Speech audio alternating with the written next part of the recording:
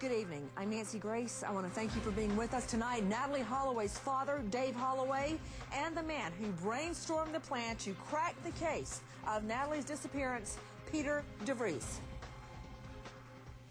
I just couldn't believe what I was seeing. You know, you almost, as a father, you just feel like jumping through the TV set. You know, you just can't believe that a person would stoop this low and have no lack of respect or remorse. I mean, he has literally destroyed that island, and to top it all off, he laughed and said he was going to cash in. I did already some investigations on the Natalee Holloway case on Aruba, and I was very intrigued by it, and I thought, well, this is incredible that this case is not solved yet.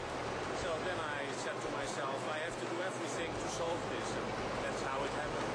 Vries says he was with Natalee Holloway when she died, that he helped dispose of her body, and that she might not even have been dead while he was doing so. It's all on video from a hidden camera, so how in the world is he still free? Well, Vries spent the day being questioned by Dutch investigators and pledged to answer any question, and you can bet many of those focused on the new tapes of him discussing his night with Holloway. Right. So now, 3 years after the fact, nearly 3 years after Natalee Holloway went missing, he finally is going to answer police interrogators. As we go to air right now, Jorn van der Sloot set to meet with Dutch investigators and answer their questions regarding Natalee's death and disappearance. As you all know by now, those of you who have followed the case, a plan to secretly catch former judge's son, Jorn van der Sloot, on tape giving a confession. Take a listen. I looked that officer straight in the face, and I just sat there the entire time. Not a word came out of my mouth. Even that judge, Patrick. Man, that judge, I'm sitting there before him that first time. I didn't say a thing, you know? And the second time, session's over. And the judge says, do you have anything to say? I tell him, I'd really like to go home. That was good. If I hadn't gotten that, I'd have gotten 30 days. And the judge says, yeah, but you're not telling the truth. And I say, I'm not telling the truth. I have nothing to say. And then he told me, I think you know more. That's what the judge said to me, and I'm thinking this really isn't going well.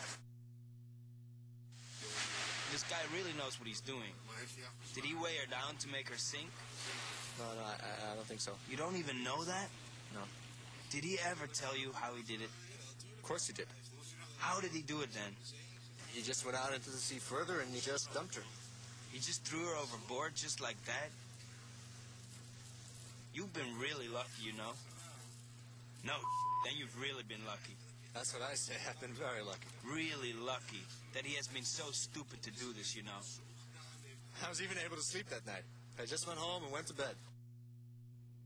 Just went home and went to bed after Natalee's body was thrown into the ocean.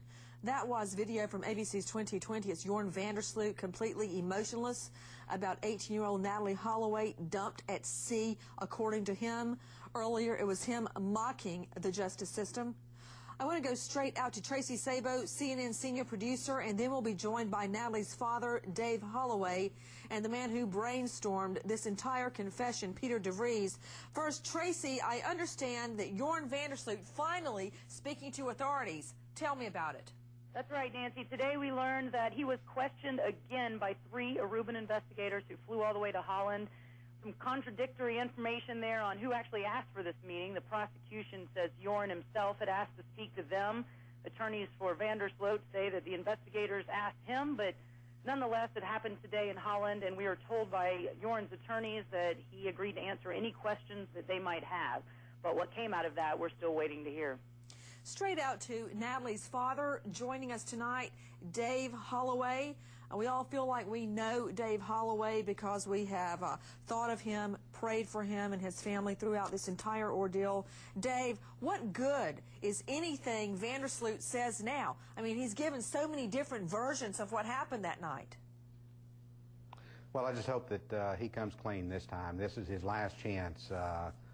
Nancy, I just hope that he comes clean. He's got an account to settle, and I hope he settles it on this earth this time. If he doesn't, you know, God bless him. You know what, Dave, you've got a pure heart. let me prepare you.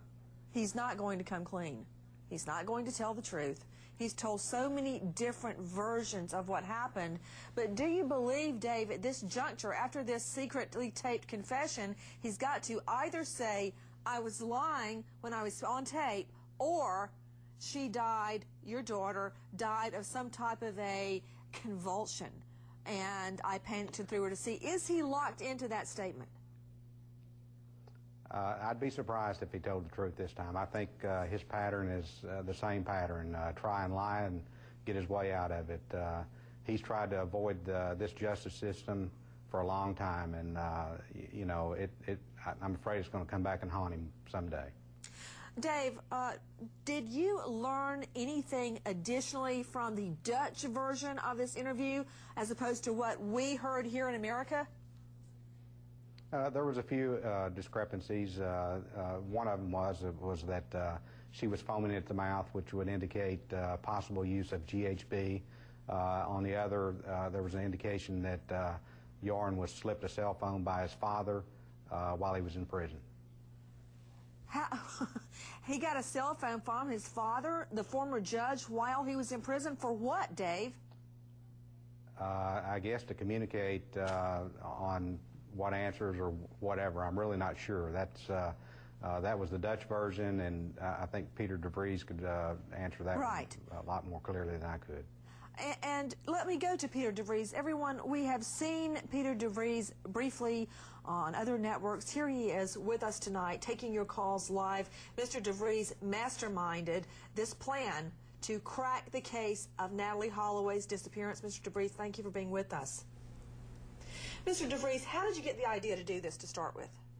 Well, because the case was still unsolved, and that amazes me, because Jorn lied a couple of times, established lies, and the whole case happened on, let's say, 500 square meters on the beach. So I thought it must be possible to solve this case. Now, you are kind of the Dutch version of crime fighting, correct? Yeah, that's right. And so you have instinctively, for all these years you've been having your show, an interest in the outcome of unsolved homicides, missing people cases. That's right. I'm a crime reporter for 30 years now, and I've been investigating almost 500 murder cases and disappearances. And well, then we have a lot in common, sir. Yeah. Let me ask you something. You have very carefully reviewed this tape over and over and over. This was your idea. Mm-hmm. You had it executed at great expense, some say danger to you, as a matter of fact. Do you really believe a perfectly healthy young girl, Natalee Holloway, with no history of drug use, no history that she had used drugs that night, no history of epilepsy, would go out on a beach and suddenly go into convulsions and die? I agree with you. That's very hard to believe. Young people just don't die from drinking too much, so it's hard to believe. But I don't have any evidence on anything else. So what about it, Dave Holloway? What do you make of it? And later on in his confession, the secretly taped video, he says, I hope they never find her body, because if they do, I'll be in deep expletive. So if finding her body would land him in jail, why, if he hadn't done anything wrong? Well, you and I have discussed that before. You know, when you go into a panic, which he said he did, the first thing you think of is call an ambulance. And with him choosing the alternative of getting rid of her, something else happened. Let's go to I believe it was possible date rape, drug used, and a possible rape and murder.